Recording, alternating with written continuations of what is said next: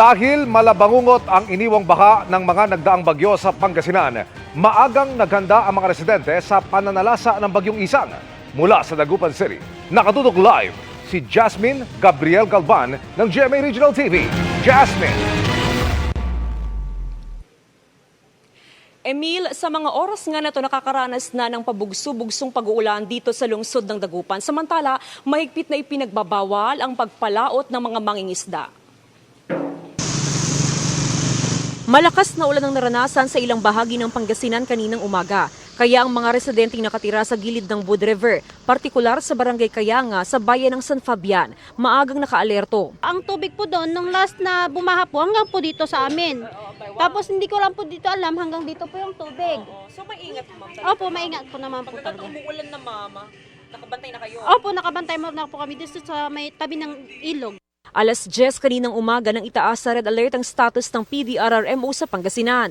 Hudyat para irekomenda ng PDRRMO ang preemptive evacuation, lalo na sa mga residenteng nakatira sa gilid ng mga river system sa probinsya. Pinapaalalahanan natin ang ating mga kababayan na sumunod sa otoridad. Kung kailangan mag-preemptive evacuate dahil nga sa posibleng banta ng pag-ulan ay gawin na nila.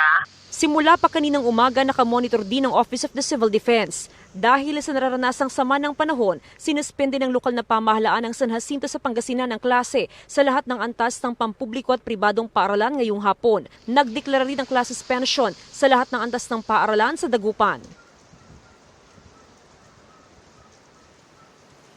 Emil, sa ngayon tuloy-tuloy ang pag-iikot na ginagawa ng CDRRMO sa mga island barangay para i-monitor yung sitwasyon ng mga residente. Samantala, nakabukas na rin ang mga evacuation center na gagamitin sakaling may mga residenteng lilikas ngayong gabi. Emil?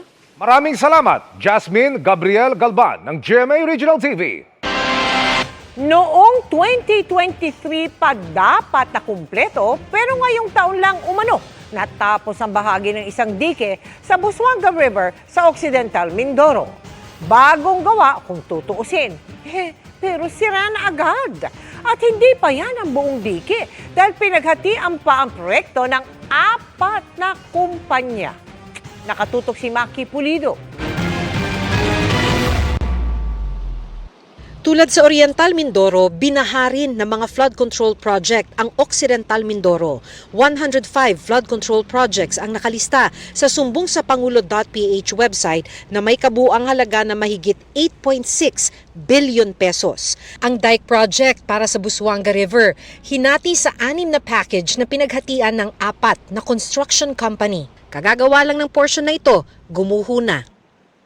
Sa sumbong sa Pangulo website, noong 2023 pa dapat natapos ang mga proyektong ito. Pero sa pagkakaalam ng kapitan ng barangay, nitong taon lamang natapos ang proyektong ito. At pagkatapos lang ng ilang buwan, ay gumuho ang portion na ito ng dike dahil sa pagragasa ng tubig sa ilog. Nagsimula ang proyektong ito 2023 hanggang sa kasalukuyan na gumagawa ang proyektong ito. May gumuho na nga, hindi pa magkakadikit ang mga dike project kaya aapaw din ang tubig, sabi ni Kapitan. Nang minsan daw niyang tanungin kung bakit putol ang dike, sabi raw sa kanya, kinapos ang pondo. Tanong ko minsan yung isang engineer ng DPWH, hindi nadugtong ang dalawang project na ito magkasunod dahil sa kumapos ang pondo dahil doon sa kanilang design. Ang alam ko dyan ay SunWest Construction. Tulad sa Oriental Mindoro, SunWest Construction Inc. din ang naka-corner ng pinakamalaking pondo sa Occidental Mindoro. Mahigit 2 billion pesos sa Oriental, mahigit 1 billion naman sa Occidental. Dahil walang koordinasyon sa LGU at walang mga karatula na may detalye ng proyekto, limitado ang alam ng LGU. Iba-iba yung design. May manipis, mababa, tapos sunod mahaba, tapos may putol. Iba-iba yung lapad, yung buhangin, yung taas. Sa mga gumagawa ng flood control project, sana raw isipin silang mga binabaha dahil tuwing nasasalanta ang kanilang mga pananim, hindi sila nakakakain. Ang pakiusap ko lang po sana sa mga may project po dito, sana ayusin ng maayos para maiwasan na po yung naranasan naming baha. Hinihingan namin ng pahayag ang SunWest Construction at ang lokal na tanggapan ng DPWH. Para sa GMA Integrated News, Maki Pulido, nakatutok, 24 oras. Mga kapuso, hindi pa man nakakalabas ng par ang bagyong Isang, may isa na namang LPA na binabantayan. Ang tanong, ma-e-enjoy kaya ng mga kapuso ang long weekend? Alamin natin kay Amor La Rosa ng GMA Integrated News Weather Center. Amor.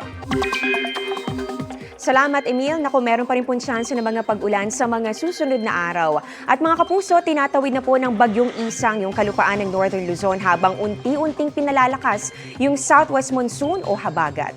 Dahil po sa bagyong Isang, nakataas ang signal number 1 dyan po sa may Cagayan, Isabela, Quirino, Nueva Vizcaya, Apayao, Kalinga, Abra, Mountain Province at pati na rin po sa Ifugao. Signal number 1 din, dito po yan sa Benguet, Ilocos Norte, Ilocos Sur, La Union, Pangasinan, Aurora at pati na rin po dito sa northern portion ng Nueva Ecija. Sa mga nabanggit na lugar, posible pong maranasan yung mga pabugso-bugsong hangin dahil po yan dito sa bagyong Isang. Magiging maalon din po sa seaboards ng Batanes at Cagayan at posible rin po yung maranasan sa ilang pambaybayin ng Northern Luzon. 9:50 a.m. kanina nang maglandfall po itong bagyong Isang. Dito po yan sa may Kasiguran, Aurora. At yan po saka po yan unti-unting tumawid. Dito po yan sa kalupaan nga ng Hilagang Luzon. Huli po itong namataan kaninang hapon ng Pag-asa sa vicinity ng Aglipay dyan po sa may Quirino. Taglay po ang lakas ng hangin nga abot sa 55 kilometers per hour at yung pagbugso po nito nasa 90 kilometers per hour. Kumikilos po itong bagyong Isang, yan po ay pa west-northwest sa bilis lamang na 15 kilometers per hour. Ayon po sa Pag-asa, magtutuloy-tuloy ang pagtawid nitong bagyong Isang. Dito po yan sa Northern Luzon. Ngayong gabi po yan hanggang sa makarating na dito sa may West Philippine Sea sa mga susunod na oras. So tatawid po yan dito sa landmass hanggang marating po itong dagat. Bukas ng umaga o hapon ay maaari pong nasa labas na rin po yan ng Philippine Area of Responsibility. Pero depende pa rin po yan kung magkaroon po ng pagbagal o pagbilis palalo sa pagkilos po nito sa mga susunod na oras. Posibleng lumakas pa po ang bagyo kapag po napunta na ulit dito po yan sa dagat. Kaya patuloy rin po nating imomonitor. Pero kahit po lumakas, papalayo naman na po yan dito sa Pilipinas. Ayon po sa Pag-asa, unti-unting pinalalakas itong bagyong Isang, yung habagat na magpapaulan din sa ilang bahagi po ng ating bansa. Kahit po yung mga lugar na medyo malayo po dito sa bagyo. Samantala, hindi pa nga po nakakalabas ng Philippine Area of Responsibility itong bagyong Isang. May bagong low pressure area po na nabuo dito po yan sa bandang silangan po ng Mindanao. Ayon po sa Pag-asa, mababa pa naman sa ngayon yung tsansa nito na maging bagyo pero magpapaulan po dito po yan sa may Eastern Visayas at ganun din sa may Eastern Mindanao lalong-lalo na po sa mga susunod na araw o this weekend. Patuloy po tumutok sa updates tungkol po dito sa bagyong Isang at ganun din dito sa low pressure area na bago pong nabuo. Dito po yan sa bahagi po ng PAR line. Dito po yan sa ating mapa. Base po sa datos ng Metro Weather ngayong gabi, may mga pag-ulan pa rin, lalong-lalo na po dito sa may Cordillera, ganoon din po dito sa may Ilocos Region, Central Luzon, meron din po tayo nakikita mga pag-ulan pa rin dito po sa ilang bahagi po ng Metro Manila, Calabarzon, Mimaropa, Bicol Region, ganoon din po dito sa may Western Visayas at ilang pang bahagi po ng Mindanao, lalong-lalo na po dito sa may Caraga at Northern Mindanao. Bukas po ng umaga, medyo mababawasan po yung malawakang pag-ulan. Dito po sa ating mapa, medyo humiwalay na po. No? Ito po mga nagkukulay. Ito po yung mga simbolo ng mga pag-ulan. So humiwalay na po yan dito po sa ating mapa, dito po sa landmass. Maliban na lang, dito po sa ilang bahagi pa rin po ng western portion ng Luzon. Meron pa rin po mga pag-ulan, Pangasinan, Zambales, Bataan, at pati na rin po sa may Mindoro provinces. At sa ilang pang bahagi po ng Mindanao. Pagsapit po ng hapon, may mga kalat-kalat na ulan na rin po sa iba pang bahagi ng ating bansa. At meron pa rin po mga malalakas na buhos kapag po meron po tayong nakikita ng mga posibilidad ng thunderstorms. Dito po yan sa malaking bahagi po ng Luzon, lalo na po sa hapon, ilang bahagi po ng Visayas at ilang bahagi rin po ng Mindanao. Sa linggo naman, posible rin po ang ulan, lalong-lalo na po yan pagsapit ng hapon at gabi, kaya doble ingat pa rin. Halos ganyan din po ang inaasahan natin dito po sa Metro Manila this weekend. May chance pa rin po ng ulan at posible po yung localized thunderstorms lalo na po sa hapon at gabi. Kaya magdala pa rin po ng payong kung may lakad. At dahil nga po long weekend, pasadahan na rin po natin ang magiging panahon sa Lunes. Inaasahan po natin meron pa rin po mga pag-ulan sa malaking bahagi po ng ating bansa. Lalong-lalo na po yan pagsapit ng hapon at gabi. Diyan po kasi nabubuo kadalasan yung thunderstorms na nagdudulot ng mga pag-ulan. Yan po ang latest sa lagay ng ating panahon. Ako po si Amor La Rosa. Para sa GMA Integrated News Weather Center, maasahan anuman ang panahon. Bistado sa Bacoor, Cavite, ang 2 bahay na ginawa umanong pugad ng pangi-scam. 10 Pinoy ang naaktuhan umano at inaresto. Nakatutok si John Consulta. Sabay na pinasok ng NBI Cavite District North ang 2 bahay sa Bacoor, Cavite na umunoy ginagamit bilang scam hub ng target nilang grupo.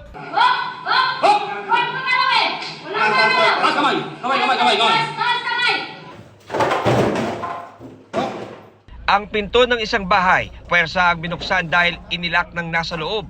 Huli sa akto ang mga Pilipinong suspect habang nag-ooperate ng kanilang computer at gadgets para mang-scam umano. Makatanggap ang ating opisina ng isang intelligence information galing sa isang informante na kung saan napag-alaman natin na 2 residential houses ay ginagamit sa isang tinatawag na love scam or romance scam. Ayon sa mga nahuli, isang Chinese na nasa ibang bansa ang kanilang boss. Mga European ang tinatarget ng grupo ayon naman sa NBI. Ini-engage nga ang potential victims sa isang dating application at matapos ito ay sila lumilipat sa isang WhatsApp application at pinapaibig nila at hanggang sa maging mag-boyfriend or mag-girlfriend sila ng potential victims nila. In the course of their relationship, so-called relationship, maiinganyo nila itong mga potential victims na mag-invest sa cryptocurrency. Kumpiskado ang mga laptop, computer, cellphone at script na ginagamit umano ng grupo sa online panloloko. Sinisikap pa rin namin makuha ang panig ng mga inaresto. Naharap sa paglabag sa Anti-Financial Account Scamming Act o AFASA ang 10 inaresto na may kaparusahan na habang buhay na pagkakabilanggo at multa na di bababa sa 5 milyong piso. Para sa GMA Integrated News, John Consulta, nakatutok 24 oras. Muli ngang nasubok ang mga flood control project ng Bahain ang Maynila kanina. Dito pa naman may pinakamaraming proyekto kontra baha sa buong Metro Manila. Kaya ang City Hall may pasaring sa ilang kongresista. Nakatutok si Sandra Aguinaldo. Baha sa labas ng Senado kaninang umaga dahil sa malakas na ulan. Kaya ang ilang pari at miyembro ng simbahang magpe-prayer rally dapat sa labas ng Senado, kinailangan sumilong. Santa Maria, Ina ng Diyos, ipanalangin mo kaming makasalanan. Ang kanila pa namang pinoprotesta, ang kontrobersyal ngayong flood control projects. The crisis of the heart, the crisis of faith, the crisis of moral crisis, no? Talagang bumagsak na, hindi na nahihiya yung mga nagnanakaw sa gobyerno, talagang garapal. Sa datos na nakalap ng GMA Integrated News Research, may mahigit 1,000 na flood control projects sa Metro Manila na nagkakahalaga ng 52.66 billion pesos. Sa buong Metro Manila naman, ang City of Manila ang may pinakamaraming flood control projects na nagkakahalaga ng 14.46 billion pesos. Sa 20 pinakamalaking flood control projects sa Metro Manila, 13 ang matatagpuan sa Maynila. Kabilang dyan ang installation ng booster pump sa Estero de Magdalena sa Tondo, booster pump sa Estero de Binondo, Estero de Quiapo at iba pa. Kaya si Manila Mayor Isko Moreno may pasaring kaugnay sa mga flood control projects na tila hindi raw pinag-aralang mabuti kung makakatugon ba talaga sa problema ng baha sa Maynila. Talagang kami may pinakamalaking flood control project. Yang mga programa na yan, walang due notice, wala kaming impormasyon, hindi ipinaalam, hindi nabigyan ng pahintulot ng pamahalang lungsod ng Maynila, which ordinarily we will give. Nanawagan pa siya sa Senado na isama sa investigasyon ang flood control project sa Maynila na aniyay kinasasangkutan ng ilang kongresista. District 2, District 3, District 6, alam naman ng mga taga Maynila yan eh. So they should be investigated also. Kaya nga welcome welcome development yung ginawa sa Senado. Papagawa ng flood control na hindi tumatakbo.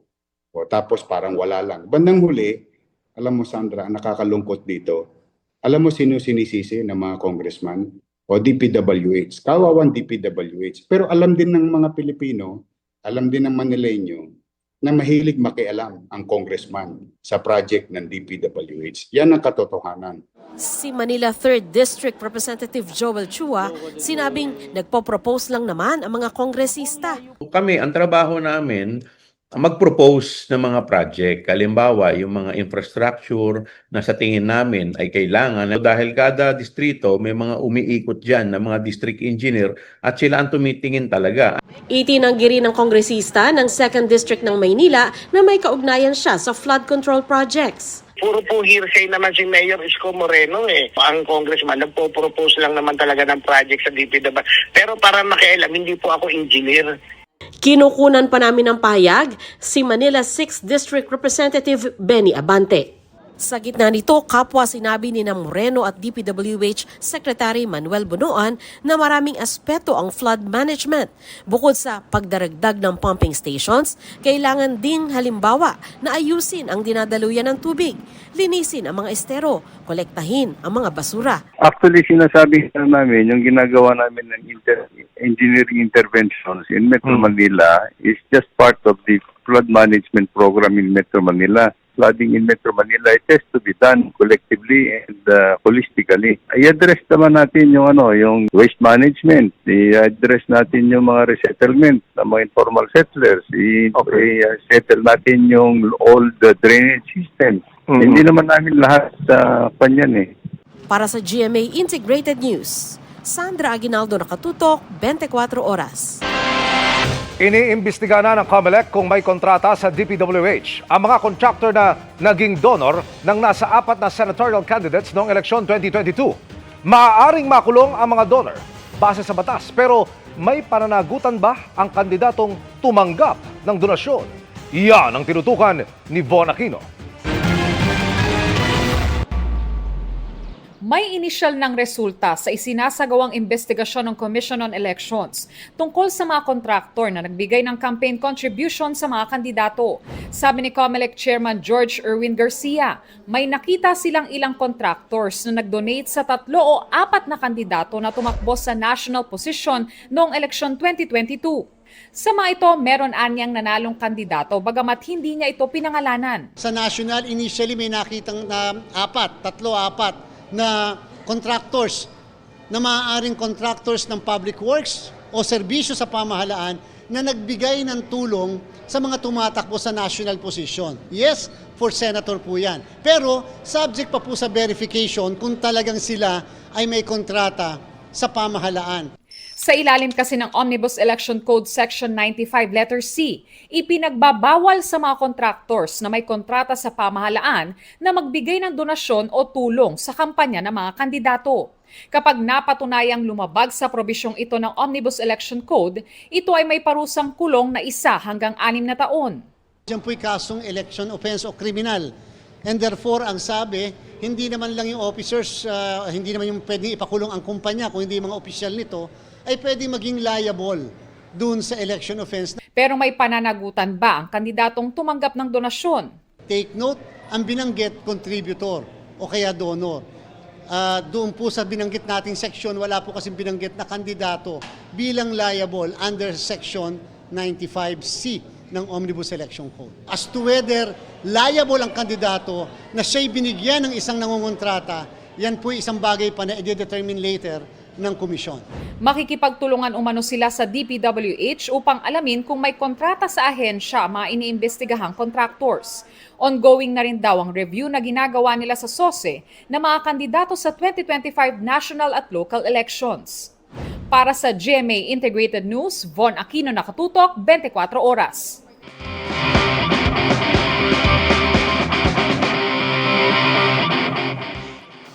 Soaring high like a rocket ang pangarap ng isang dating NASA rocket scientist turned CEO ng sarili niyang kumpanya. Nakasama pa niya sa recent flight papuntang space ang pop star na si Katy Perry. Ang game-changing story niya, inspirasyon ngayon ng isang estudyanteng Pinoy. Tara, let's change the game!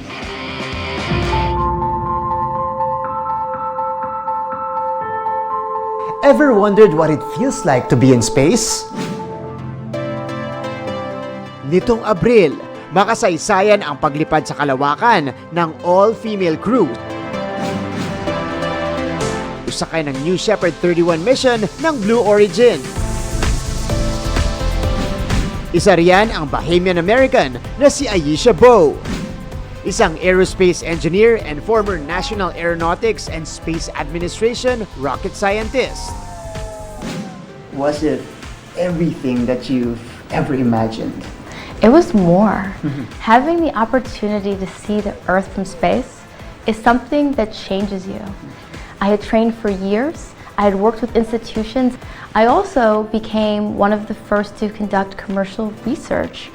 And we looked at genetically sequencing plants, and all these things I had worked on for years, people finally got to see in the public light.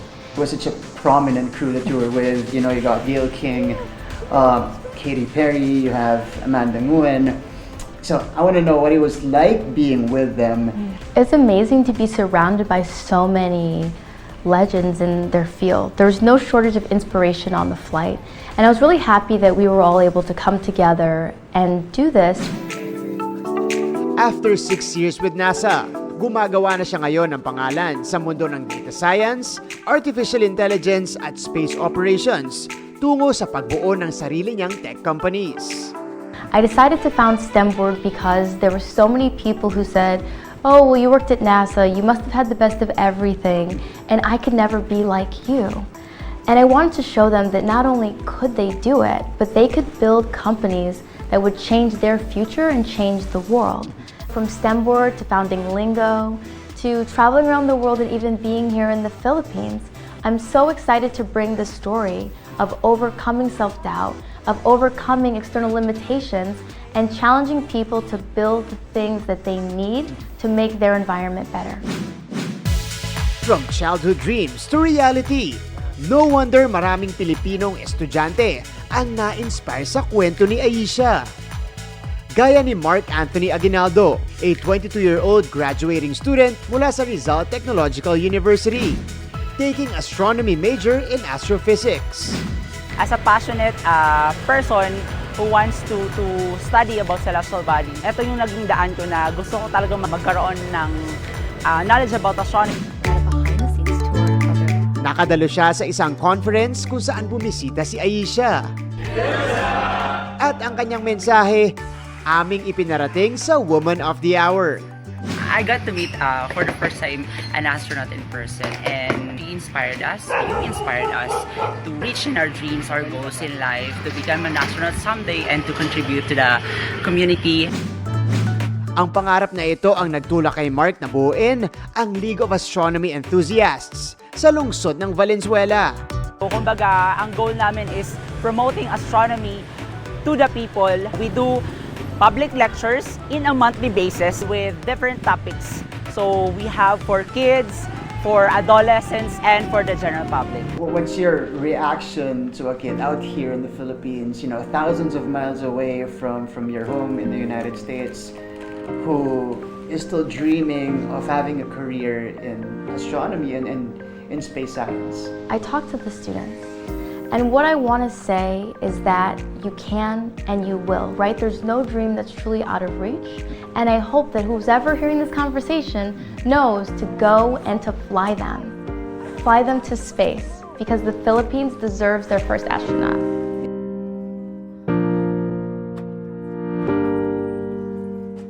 A certified game changer in science, technology, engineering, and mathematics, inspiring Filipinos to pursue their desired path in life. Para sa GMA Integrated News, ako si Martin Javier, changing the game!